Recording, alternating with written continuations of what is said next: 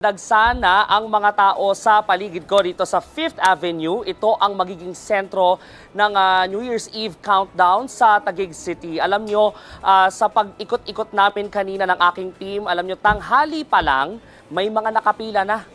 Dito sa paligid, may mga magkakaibigan, magkakaanak. Tapos alam nyo, ilang oras na silang nakatayo sa mga barikada para lang hindi mahuli sa pila.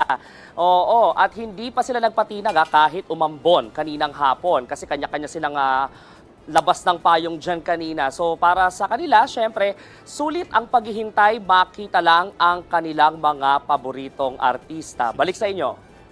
Sino-sino expected dyan, Brian, na mga celebrities?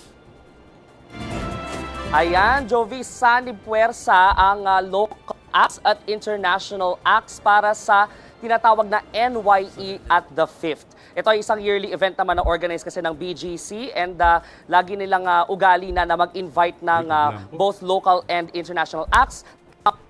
Yung malalaking pangalan sa OPM, meron kayong Juan Carlos, Rico Blanco at Sara Geronimo. So for this year, also, they invited not just one but two international names. You have your English electronic music duo na Hon at ito yung inaabangan ng mga fans dito kaya maaga silang pumila, ang K-pop girl group na ITZY.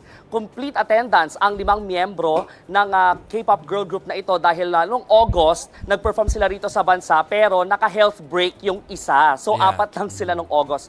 So ngayon, masayang salubong ang nag-aabang sa kanilang fans. Although kasabay ng masayang salubong na to ang pag-ambon ng mga ngayong oras na ito. Balik sa inyo. Hindi namin kilalang ITZY. Brian, sorry mga tito ang kausap mo So hindi masyadong pamilyar ng mga tito sa mga artists. Sino sa mga yan ang mas henerasyon namin? Sara Geronimo, siyempre, ikaw naman. Saka Rico Blanco.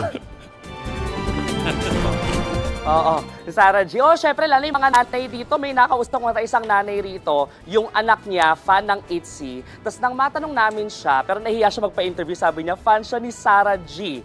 So, di ba at least, kahit na magkakaiba sila ng sinusuporta ang artista, masaya pa rin ang magiging New Year's Eve countdown nila. Balik sa inyo.